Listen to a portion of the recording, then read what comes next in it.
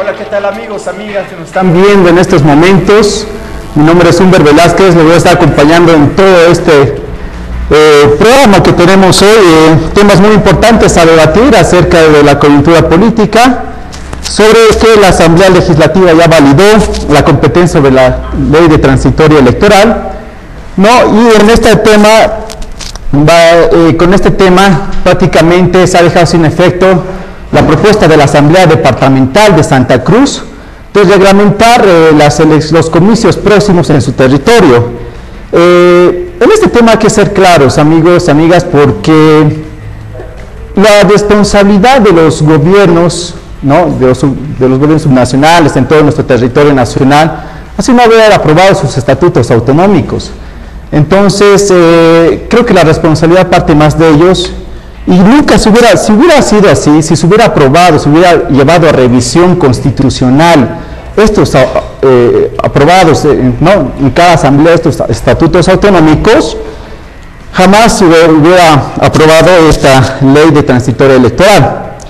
Entonces, la oposición, por un lado, teme de que haya un golpe de Estado, un golpe hacia las gobernaciones, porque se eliminaría con esto el tema de la elección del vicegobernador, ¿no? Entonces hay mucha susceptibilidad por parte de la oposición, ¿no? Y también el otro tema es que 41 legisladores de Unidad Demócrata prometen evitar otra reelección de Evo Morales.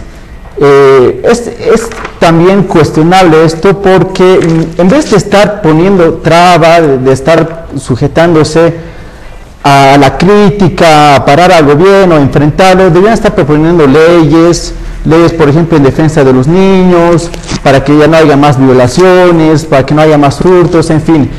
Son estos dos temas que tenemos dentro del panorama político, donde quiero dar la bienvenida a nuestros invitados que ya en el primer programa les he presentado. Bienvenida a Vidal, compañero. ¿Cómo estás? Mucho gusto, Humberto. A Humberto. ¿Cómo estás, Humberto? Vidal, un tema que sin duda alguna ha dado de qué hablar acerca de esto del Partido de la Unidad Demócrata, ¿no? De conformar este bloque, de decir que vamos a movilizarnos, vamos a hacer lo que sea para que impedir la nueva reelección del presidente Evo Morales, y sabiendo de que no están haciendo nada, digamos, o sea, no están construyendo su imagen, no es una oposición que no se reinventa. Y no es que sea afín al gobierno, sea parte del gobierno, simplemente que estas posiciones antagónicas borra de alguna u otra manera otros temas preocupantes para la ciudad, el tema de la seguridad ciudadana, el tema de la justicia, el tema de que las penas sean más duras para los violadores, atracadores, ¿no? Entonces, ¿cómo has visto este tema, Vidal? ¿Qué es lo que piensas sobre de hacerle frente a Evo Morales, de salir por la tangente? Bien, a ver, Humber, la pregunta que en este momento nos hemos planteado y que forma parte del contexto y la coyuntura política, inicialmente quisiera decir lo siguiente: quizá es prematuro todavía hablar de una reelección para el 2020, pero ya la oposición ha dado indicios de que tiene la pretensión de evitar una reelección indefinida del partido gobernante, del partido en función de gobierno. Sin embargo, es importante remarcar, creo, dos aspectos importantes. Si bien la oposición tiene esa pretensión y una aspiración que es legítima de tratar de impedir una reelección indefinida, tiene que toparse inevitablemente con la composición de la Asamblea Legislativa Plurinacional. ¿Qué quiere decir esto? Que de acuerdo y siguiendo la Constitución Política del Estado, el mecanismo que debe seguirse es una reforma parcial de la Constitución. En ese sentido, tenemos que remitirnos a esta composición de la Asamblea Legislativa Plurinacional. ¿Qué quiere decir esto? Que si nosotros revisamos los datos del 2005, el partido del Movimiento al Socialismo tuvo un porcentaje del 54%, lo que le impedía tener mayoría en ambas cámaras. Tenía una relativa holgura en la Cámara de Diputados. Pero vayamos más allá, el 2009, ¿qué sucede? ¿Qué sucede el 2008? Ustedes recordarán aquella consigna de la oposición que decía 2/3 es democracia. Lastimosamente, para la oposición, el 2008 se da el referéndum revocatorio y el movimiento del socialismo sale bien parado, y el 2009 obtiene dos tercios en la Asamblea Legislativa Plurinacional. ¿Qué sucede con la elección del 12 de octubre? El 12 de octubre se vuelve a repetir esta composición de la Asamblea Legislativa Plurinacional, dándole al movimiento del socialismo la mayoría tanto en la Cámara de Diputados y la mayoría tanto en la Cámara de Senadores. Entonces, en este momento, ¿a qué se enfrenta la oposición? Primer elemento, tiene el marco normativo que es la Constitución Política del Estado, lo cual ampara a los legisladores del MAS a poder plantear iniciativas que le permitan hacer una reforma parcial. Ahora, la oposición en este momento no debería estar tan incómoda, porque si bien en este momento hay temas como la seguridad ciudadana, hay temas que se tienen que resolver como el tema de la salud, la oposición en este momento ya está enfocada a poder frenar al movimiento del socialismo el 22 de enero del 2020. Sin embargo, es importante remarcar lo siguiente: la lucha del movimiento campesino que inicia en la década del 90 y que tiene una fuerte irrupción en el año 2000 y que en este momento tiene una fuerte hegemonía y tiene copados distintos niveles de los dispositivos del poder a nivel nacional, a nivel central, a nivel nacional, tiene la pretensión de que el movimiento socialismo pueda repetir estos resultados. ¿Qué quiero decir con esto?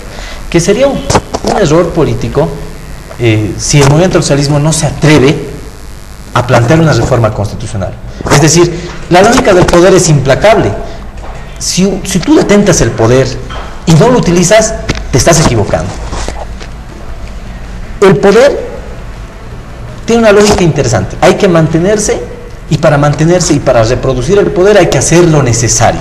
En ese sentido, el movimiento del socialismo está frente a la historia y tiene la gran posibilidad de poder modificar la constitución política del Estado y habilitar al presidente Evo Morales para un tercer mandato. Sin embargo, la oposición no tiene que estar también, diezmada. Es decir, en este momento, si se plantea un recurso de reforma parcial de la Constitución, este tiene que ser validado por un referéndum aprobatorio. Es decir, el pueblo, las organizaciones sociales, los 9 departamentos, los habitantes de este país tienen que refrendar esta reforma de la Constitución Política del Estado. Vayan lo que dice la Constitución Política del Estado, mira, porque es importante hacer énfasis en este hecho, ¿no? De que se puede hacer una reforma parcial de la Constitución por iniciativa popular, ¿no? Con al menos la firma del 20% del electorado, ¿no? Primer camino, es decir, y por la Asamblea Legislativa Plurinacional mediante la reforma constitucional aprobada por 2/3 del total de los miembros presentes en la Asamblea Plurinacional. Yo te digo, Vidal, es más, podría hacer ambas cosas. ¿Por qué? Porque tiene respaldo popular, tiene a las organizaciones sociales, podría, los militantes del partido de gobierno podrían organizarse y hacer esta iniciativa popular, ¿no?, de al menos el 20% del electorado de las firmas. O sea, podría ser un camino y podría ser otro camino, porque también tiene los 2/3 del total de la Asamblea Plurinacional. Y además de eso, Vidal y también Humberto, que el vicepresidente alguna vez ya lo dijo, que este proceso está para una década, ¿no? Y que ahorita no se avisora un liderazgo nuevo. Entonces, me parece que está en la oportunidad del partido de gobierno de hacer esto. Humberto, ¿cómo ven este tema los movimientos sociales? ¿Hay un apoyo, no, total para que podría darse esta situación o no?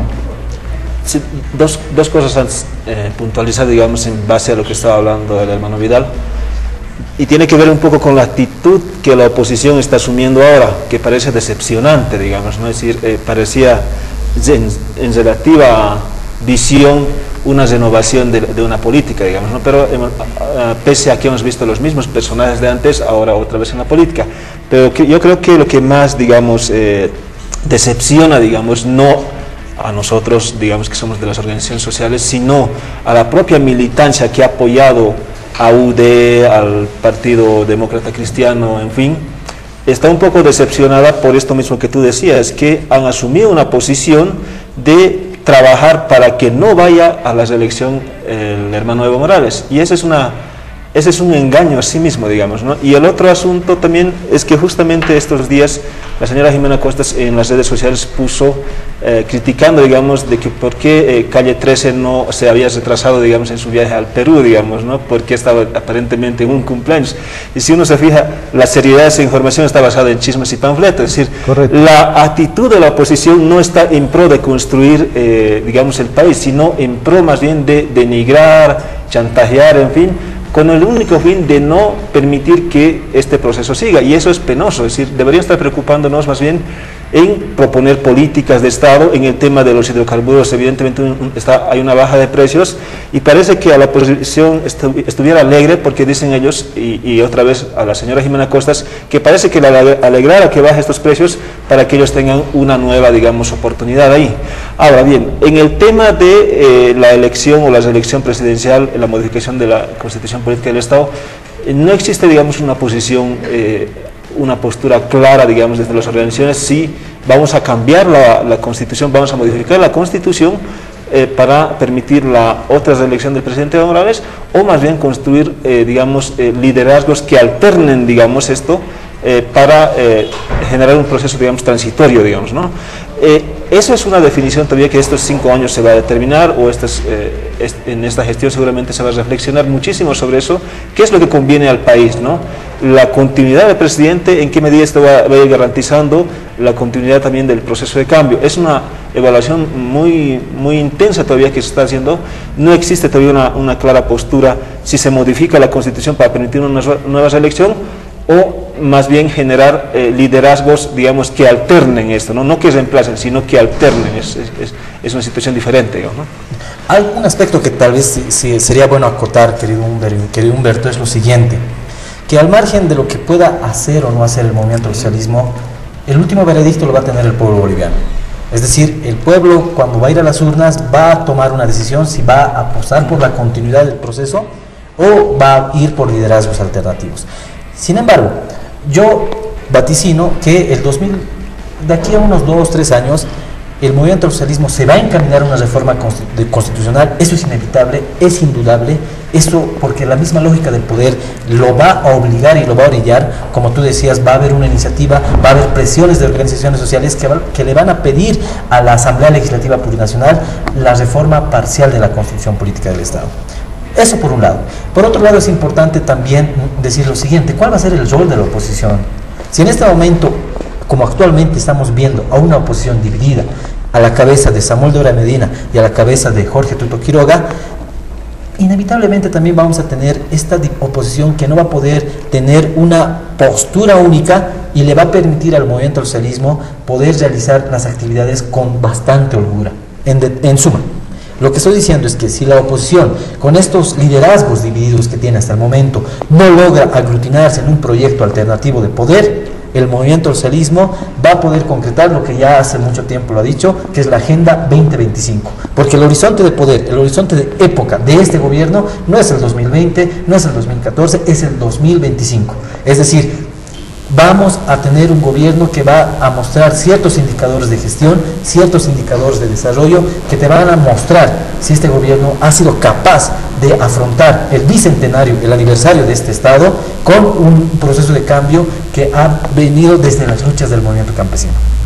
Ahora, aquí también resaltar otro aspecto en el hecho de que ¿qué está haciendo el MAS para generar nuevos cuadros políticos? Porque no todo el mundo le va a gustar, bueno, vamos a hacer una reforma constitucional, tenemos la mayoría de los asambleístas y lo vamos a aplicar, ¿no es cierto? Y puede quedar, ante la opinión pública, puede quedar muy mal parado de decir, no, pero eso es autoritarismo, se quiere permanecer en el poder. Y uno ve y dice, ¿y qué hay después de Evo Morales? O sea, ¿qué nuevos liderazgos se están inventando? ¿Qué nuevos liderazgos están surgiendo? ¿Cómo están trabajando este tema las organizaciones sociales, estimado Humberto? Yo creo que es un tema, digamos, que preocupa muchísimo, digamos, ¿no? De hecho, yo creo que sigue siendo un tema relativamente pendiente todavía, ¿no? Evidentemente, en la actual, digamos, en la legislatura 2015-2020, estamos viendo liderazgos y legisladores que están teniendo cierta oportunidad, digamos, ¿no? Jóvenes y mujeres sobre todo. Sin embargo, es necesario reflexionar al interior de las organizaciones en qué medida sistemática y estructuralmente hay una formación, renovación, digamos, de nuevos cuadros políticos. Yo creo que es un tema pendiente todavía. Evidentemente, hasta cierto tiempo esos cuadros estaban funcionando muy bien. Sin embargo, yo creo que todavía tienen que consolidarse estas escuelas de formación que hay, que están de cierta forma dispersas, algunas manejadas por organizaciones, algunas manejadas por ONGs o fundaciones, pero me parece que hace una falta de articulación entre estas escuelas para realmente formar cuadros sólidos que permitan garantizar el proceso político hacia el futuro. Yo creo que es un tema pendiente todavía. Y lo conversábamos también, este es un espacio también para justamente fortalecer estos espacios, digamos, este no es un espacio, en mi criterio, inocente, digamos, no es un espacio que alguien quiso hacer un programa y ya. Yo creo que es un espacio también para articular estos nuevos liderazgos que de cierta forma hace falta. Hay una formación evidentemente desde la escuela sindical, pero falta, digamos, todavía generar de manera estructural, sistemática esos cuadros. Hay que consolidarlos, existen, no es que no, existen esos, pero hay que todavía articularlas, etcétera, ¿no? En ese sentido, y tal vez un pequeño, ¿no? La gran debilidad de este gobierno es el tipo de administración del poder caudillista. Mucho se lo ha criticado, pero lastimosamente, si es que no se encuentra esa renovación de liderazgos, Evo Morales, y espero que no sea así, puede correr el riesgo tal vez de lo que ha pasado con Argentina. Murió Néstor Kirchner, o se fue también ese gran líder como fue Hugo Chávez, y esos procesos políticos, por así decirlo, quedaron con una cefalía muy grande. El gran reto del movimiento del socialismo es tratar de llenar y tratar de construir un liderazgo capaz de aglutinar a las organizaciones sociales que en este momento están encauzando un nuevo proceso. De no hacerlo, lastimosamente vamos a tener una serie de disputas internas, tanto al interior del movimiento del socialismo, lo que va a ser muy bien aprovechado por la oposición, y que en este momento quisiera decirles lo siguiente: si en este momento la oposición ha quedado relegada del poder por el espacio de 10 años, porque no olvidemos que desde el 2009 hasta el 2014 fueron 5 años que la oposición se quedó dormida, sin capacidad de acción, y lo mismo va a ocurrir el 2014 hasta el 2019, es importante que este proceso tenga un liderazgo a partir de la construcción de ciertos valores que den empuje y den continuidad a este proceso. Hay una reflexión, digamos, muy profunda que yo la considero que hay que tomarla en cuenta, digamos. En el proceso cubano se habla mucho de la formación, de que es para dar, digamos, ¿no? Es decir, los liderazgos, la formación social de la población cubana es para dar, digamos, ¿no? Por eso vemos aquí tantos hermanos cubanos trabajando sobre todo, apoyando sobre todo en salud. ¿Cuál es la formación, digamos, del sujeto social político boliviano, sobre todo de las organizaciones sociales? ¿Es para dar o para recibir? Yo creo que es una pregunta de fondo, ¿no? Y en eso creo que hay que trabajar muchísimo. No hay que olvidar, por ejemplo, que hay compañeros de las propias organizaciones sociales que ante la negativa de no haber optado por algún cargo político o alguna función pública, se han volcado de cierta forma. Entonces ahí va, yo creo, la reflexión profunda: ¿estamos formados para dar de nosotros o para recibir? Yo creo que es una pregunta esencial que hay que hacerse, no solamente los que somos de las organizaciones sociales, sino en general el sujeto boliviano. Interesante el tema que estamos debatiendo. Sin duda va a dar de qué hablar, ¿no? Sobre todo viendo la perspectiva ya hacia futuro, ¿no? Viendo una perspectiva de qué va a haber más adelante y la importancia de generar nuevos cuadros políticos. De retorno. Bueno, amigos, vamos a una pausa y estamos dando un gran invitado, a un profesor, al doctor Diego Ayo. Diego, un gusto de tenerte acá nuevamente. Carlos Bollis, un amigo que también me conocen. Vamos a hablar, cambiando ya de tema, cambiando de ritmo, vamos a hablar acerca de la baja del precio del barril de petróleo, un tema también importante, ¿no?, que ha repercutido desde la anterior semana, y donde ya se dio algunas declaraciones respecto a este tema, ¿no?, de que es circunstancial. El presidente dijo de que no va a afectar mucho a la economía, y que además se dijo de que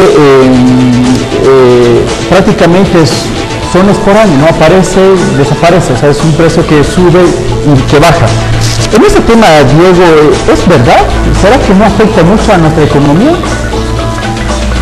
Bueno, agradezco profundamente la invitación. Para el televidente vale la pena aclarar que estoy frente a dos de mis mejores alumnos en mis ya casi 2 décadas de ser profesor. Para mí es un gusto entonces tenerlos aquí entrevistándome, ¿no? A ver, para ser contundente, en principio vale la pena decir que no va a afectar nada.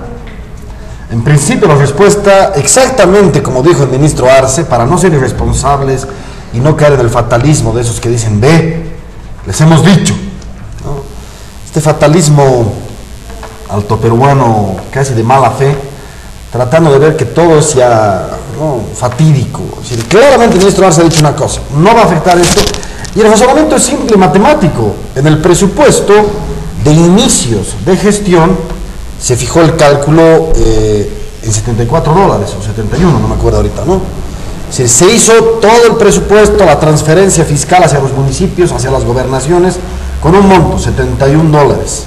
Y ahorita, a pesar de la bajada del 25% del precio del petróleo en el mundo, el precio al que estamos accediendo sigue siendo superior a este 71, es más o menos 80, ¿no? Entonces, todavía incluso tenemos un margen de excedente, es decir, todavía hay un margen de excedente que debería servir como colchón si es que llega a seguir bajando. Las proyecciones claramente para el 2015 son que va a bajar un 15% más el precio del petróleo. Esto evidentemente nos podría afectar, por supuesto que sí, pero hoy coyunturalmente no, hoy incluso tenemos un excedente. E incluso a mediano plazo, si sigue bajando, es evidente que la planificación que vamos a hacer como República de Bolivia, como Estado plurinacional, ya no va a ser con precios posiblemente tan altos. Tendremos que bajar, ¿no es cierto? Tendremos que bajar y en ese sentido, digamos, no nos va a pescar desprevenidos en todo caso. En el peor escenario es evidente que nos va a afectar, pero no nos va a pescar desprevenidos, como le puede estar pescando, por ejemplo, a Venezuela, ¿no?, que en este momento va a estar llorando sangre, porque evidentemente toda su política geoestratégica de Petrocaribe, por ejemplo, en Centroamérica, se está yendo al diablo, ¿no? ¿Con qué va a dar petróleo a los señores dominicanos, por ejemplo, si ellos mismos están empezando a importar petróleo de Argelia, ¿no? Ahora, hay algo interesante que dijo el presidente Evo Morales, y no sé si será posible, Diego, Carlos, de no depender del mercado externo, ¿no? De más bien ampliar nuestro mercado agrícola. Carlos, ¿cómo ves esta situación? ¿Cómo es posible no depender del mercado externo? Creo que en un mundo tan globalizado como el que vivimos hoy en día es totalmente imposible, pero la intención de cambiar la matriz productiva es algo que no se le ha ocurrido solamente a la oposición en su crítica durante los últimos años, sino que ya se tenía como principio y norte desde la aprobación del primer Plan Nacional de Desarrollo que este gobierno ha impulsado en su primera gestión.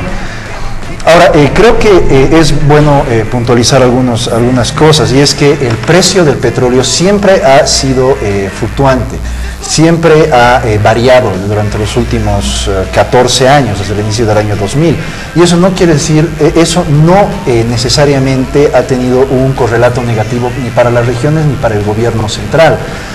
Recordemos que al inicio de la gestión del presidente Morales el precio del barril de petróleo estaba a $73 y subió hasta el 2008 a un precio increíblemente alto que de 144. Luego tuvo una bajada vertiginosa el 2009 de $43, ¿no? Y hasta el 2011 sí, continuó subiendo, y a partir del 2012 comenzó a bajar. A partir del 2011 comenzó a bajar. Y sin embargo, durante ese tiempo, desde el año 2001 hasta el año 2015, las transferencias a los municipios no han dejado de subir, ¿no? Y la economía no ha dejado de tener este movimiento dinámico que tiene ahora. Entonces no es una relación mecánica, ¿no? No es una relación mecánica de que baja el barril de petróleo y todos terminamos arruinados, ¿no? Es un poquito más complicado que eso, va también por cómo el gobierno invierte esta riqueza, por mucha que sea o por poca que sea.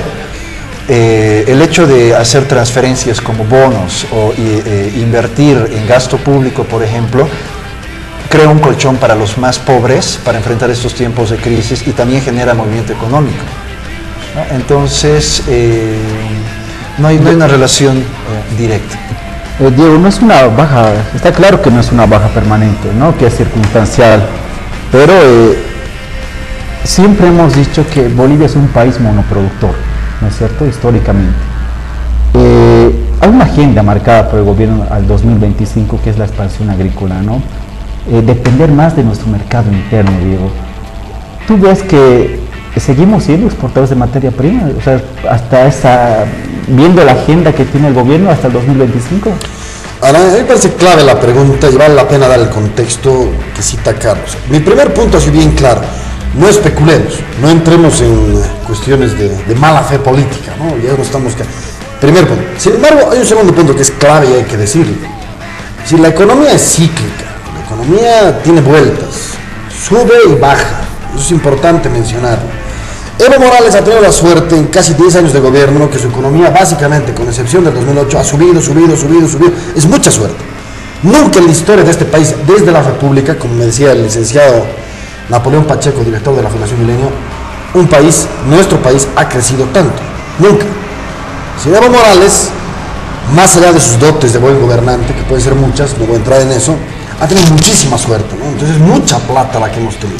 Entonces hay que ser muy enfático en señalar que este auge que tenemos hoy en día no se debe necesariamente a la brillantez de nuestros gobernantes, se debe precisamente a esta suerte en el contexto internacional que ha permitido que suban estos precios de una manera tan exorbitante. Solamente para comparar, cuando Chávez entró a la presidencia, el precio del barril de petróleo valía $7 y este precio llegó a subir a más de $100. En su política evidentemente se basó fundamental, 96% de sus recursos, de los recursos del TGN venezolano, entran por efecto de la venta de petróleo, de la venta de hidrocarburos. Esto es tremendamente duro como para la realidad de un país.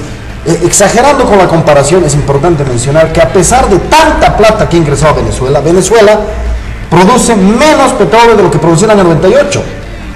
O sea, esto según la conclusión clara, debe ser expuesto a la gente. Es decir, los países se dejan un poquito marear con esta cantidad enorme de recursos y se olvidan de producir. Si es una gran chambonada, es una gran vergüenza internacional, yo digo, lo que sucede en Venezuela. Con tanta plata no han podido producir más. Esos efectos comparativos, yendo a lo nuestro, para caer justamente en tu pregunta, es crucial entenderlo para saber si realmente nos vamos a poder expandir. Correcto. ¿Vamos a poder fortalecer nuestra economía? Si yo digo que esta Bolivia, y lo vengo repitiendo en distintos talleres, esta Bolivia del siglo XXI, esta Bolivia del socialismo del siglo XXI, de la economía comunitaria que está reflejada en la Constitución, se parece mucho más a la economía de Gregorio Pacheco a finales del siglo XIX, se parece mucho más a la economía de Simón Patiño, ¿no?, de la primera mitad del siglo XX. ¿En qué sentido? En que seguimos siendo monoexportadores de materias primas. Es decir, incluso en la época de auge a finales de los 90 en este nuestro país, en el marco de la economía liberal, habíamos tenido cierta diversificación con el APDA exportando joyas, exportando madera al mercado de Estados Unidos y por otro lado exportando a la CAN productos de la soya, productos agroindustriales del oriente. Es decir, nos habíamos diversificado. Básicamente los productos de materias primas representaban solamente el 40%. Por primera vez en la historia, los productos no tradicionales, es decir, no petróleo, no minerales, significaban más en la bolsa boliviana de exportación que los productos tradicionales. Este es un gran logro. Hemos vuelto con Evo Morales a ser exportadores netos de materia prima. Es decir, y concluyo con esto para no quedarme con todo el programa hablando.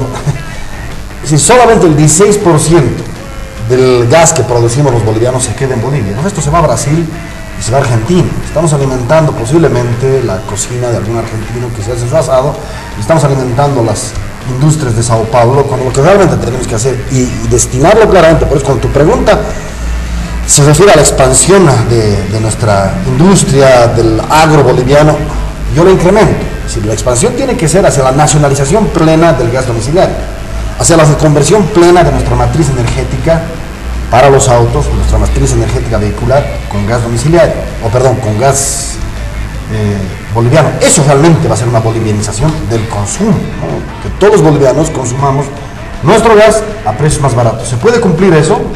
Es la pregunta que nos deberíamos hacer. Si hay una crisis del precio del petróleo, ¿se va a poder cumplir eso? La respuesta es tajante, no. Después lo seguiremos charlando. Yo creo, Diego, acerca de eso, de que el gobierno está muy consciente de este tema, ¿no?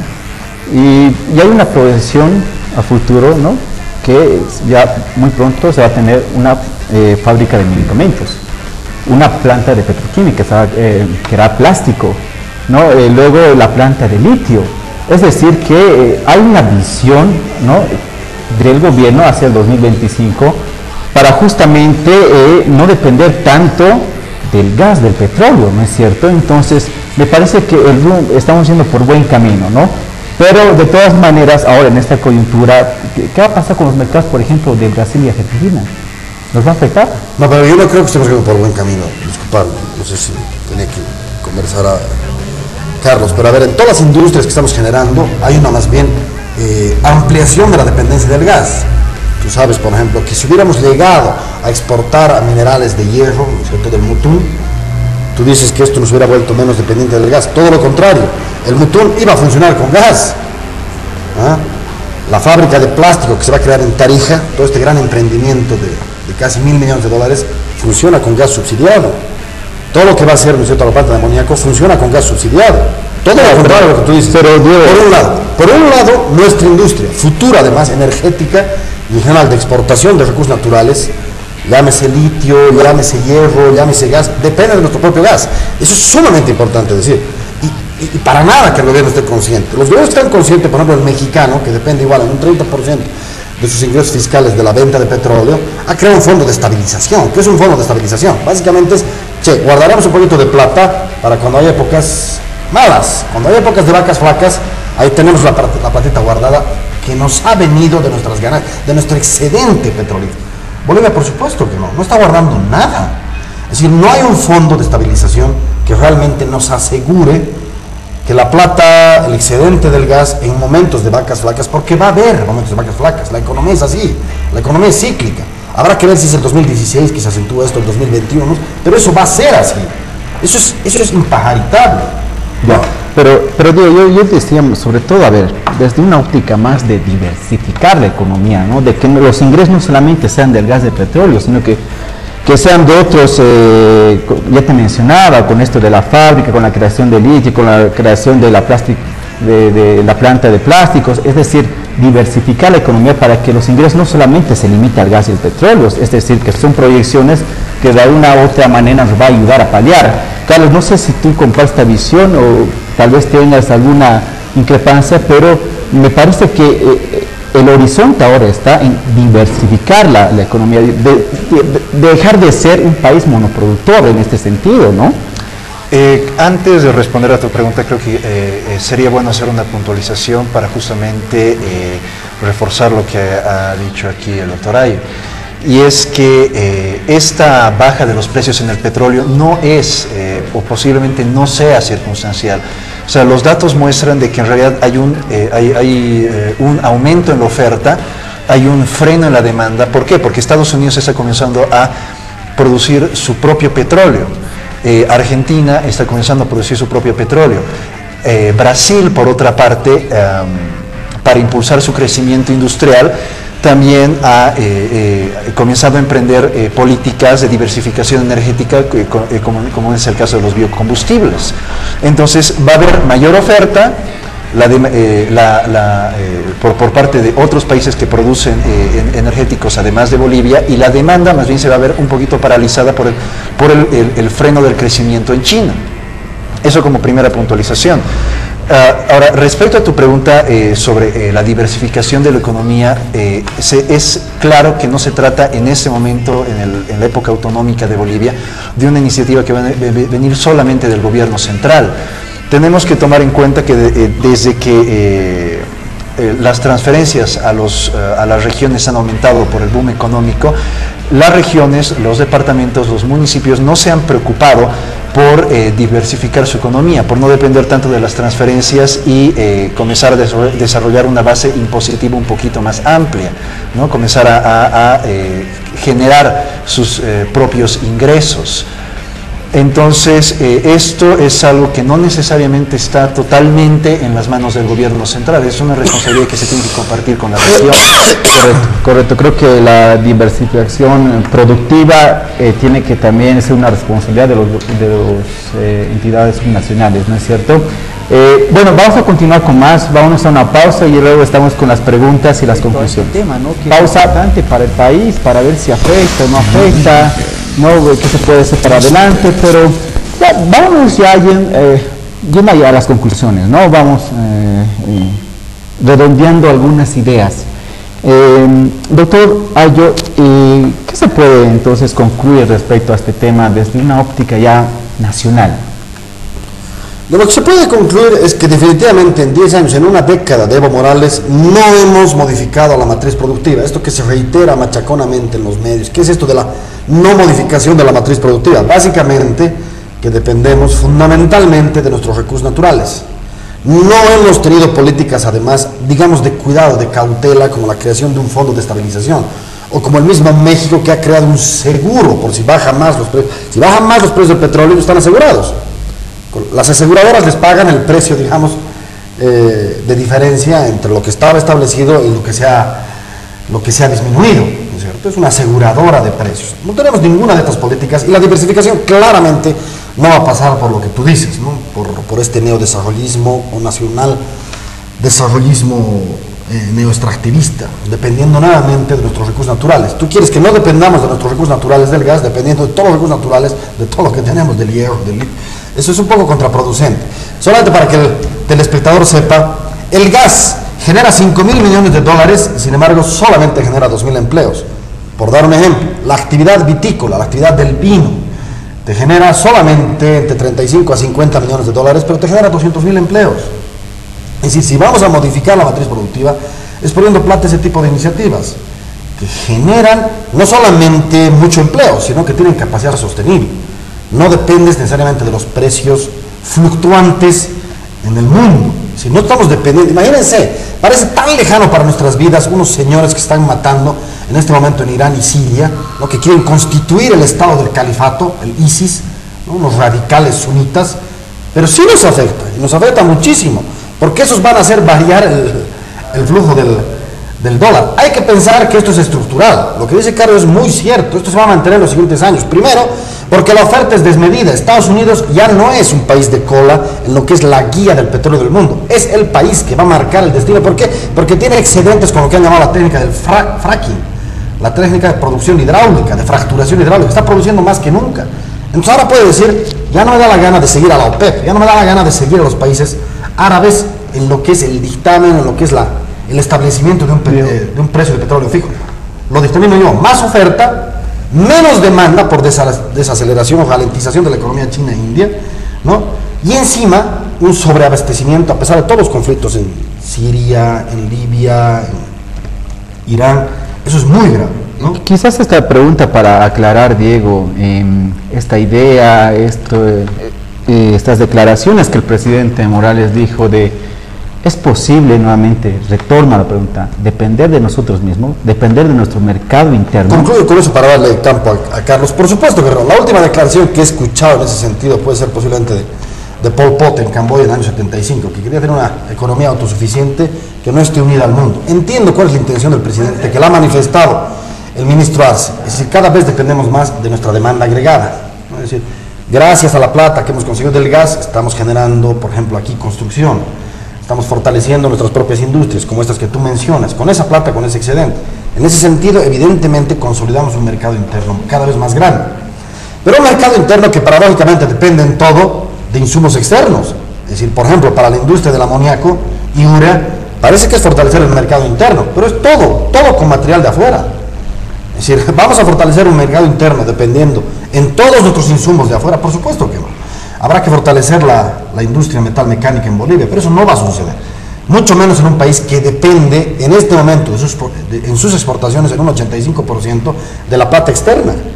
Todos los sectores pujantes de Bolivia, por ejemplo, importadores, ¿de quién dependen? Dependen del mercado externo, ¿sí? Para traer todo eso que se consume en Bolivia. O contrabandistas, o los mismos pujantes narcotraficantes o fracciones narcotraficantes. ¿A quién venden? Venden a Brasil, no se consume internamente eso mucho. Es decir, nuestro país está absolutamente globalizado. Concluyo solamente con un texto aquí, con este acto académico, perdona, de Joseph Colomer, que es un politólogo grandioso en español, un catalán, que tiene un libro que se llama Grandes Imperios, Pequeñas Naciones. Dice, ¿cómo funciona? ¿Cómo puede ser que naciones tan pequeñitas como Liechtenstein, Malta, Andorra, pequeños países funcionan bien? Se suben a la mano de los imperios. Los pequeños países no pueden ser autosuficientes. Dependen de los servicios públicos, de la dotación, por ejemplo, de gas subsidiado de países como España o de Italia, ¿no? O múltiples comunidades de China, dependen del imperio para su propia subsistencia. Los países pequeñitos no subsisten por sí solos. Eso es un mito. Eso es un alarde de orgullo y de autosuficiencia que nos va a hacer mal. Lo que tenemos que hacer es planear. Está muy bien. Fue una década de orgullo nacional, hemos recuperado la autoestima, excelente.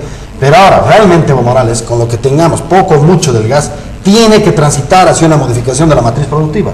Tenemos que transitar, ¿no es cierto?, hacia una economía de base ancha, como se decía, más empleos en actividades como la del vino, como la del café orgánico de Yungas, como la del turismo comunitario en toda la parte de Chalalán. Esas son las actividades que tenemos que fortalecer. Carlos, las conclusiones, lo mismo, la misma pregunta que el Diego Ayo le hice. Bueno, creo que en este momento está un poquito lejana la posibilidad de no depender de los recursos naturales como primera fuente de ingresos. Es decir, incluso en economías no tan conectadas a la extracción de recursos no renovables como el gas y los minerales en todo lo que es la parte occidental y sur del país, en el norte de nuestro país, aún así, las economías dependen de la explotación de la madera o de la castaña. Entonces, creo que es un poquito difícil pensar en un futuro donde Bolivia como Estado no dependa de los precios de las materias primas, ni de lo que sucede en China, ni de lo que sucede en India, ni de qué es lo que va a hacer Estados Unidos o Argentina o Brasil en la geopolítica energética.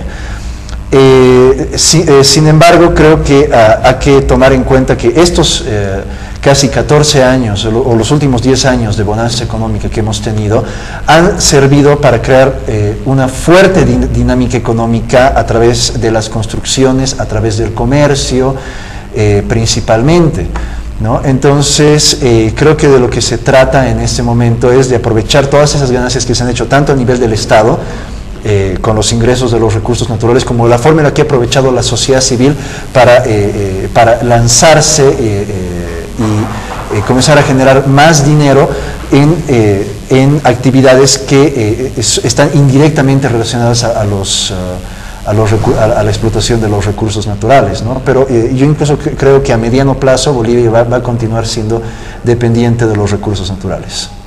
Bueno, amigos, bueno, ya antes de finalizar, yo soy de las personas que cree que hay que romper toda dependencia económica. Yo soy partidario de eso, ¿no? Antes, ¿no? Estados Unidos estornudaba y a nosotros nos venía una pulmonía. Eso es verdad, eso es cierto, ¿no? Y creo que ya hemos ido ya cortando, ¿no?, esa dependencia económica. Bueno, no hay tiempo, nos vemos hasta el próximo sábado. Sí, el próximo sábado estaremos acá y nos podrán ver en reprise el domingo. Muchas gracias, chao.